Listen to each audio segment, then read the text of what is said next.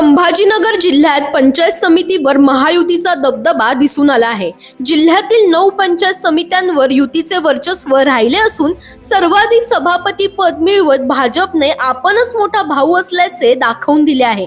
छत्रपती संभाजीनगर पंचायत समितीत सभापती निवडीवरून मोठा राडा झाला। भाजपचे उमेदवार कल्याण गायकवाड यांनी शिवसेना उद्धव बाळासाहेब ठाकरे पक्षाचे 3 सदस्य आपल्या बाजूने घेतल्याचा आरोप करण्यात आला। यामुळे अंबादास दानवे यांनी संताप व्यक्त करत गायकवाड यांना जाब विचारला आणि परिसरात मोठी खळबळ उडाली। मात्र या सर्व गोंधळानंतरही कल्याण गायकवाड यांनी सभापती पद पटकावले, तर उपसभापती पद शिवसेनेचे बाळासाहेब गाडे यांना मिळाले। दरम्यान गंगापूर, खुलताबाद आणि फुलंब्री पंचायत समित्यांमध्येही महायुतीचेच वर्चस्व राहिले। पैठणमध्ये खासदार संदीपान भुमरे आणि आमदार विलास भुमरे यांच्या नेतृत्वाखाली शिवसेनेने सभापती पद मिळवत आपली ताकद दाखवली।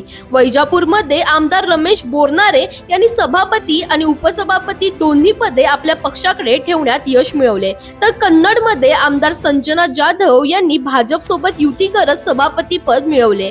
दरम्यान सिल्लोड आणि सोयगाव पंचायत समितीत भाजपाने सभापती पद मिळवत मंत्री अब्दुल सत्तार यांना मोठा धक्का दिला आहे। दरम्यान तुम्हालाही अशाच पॉलिटिक्स रिलेटेड अपडेट्स हव्या असतील तर इंडिया लीडरला फॉलो करायला विसरू नका।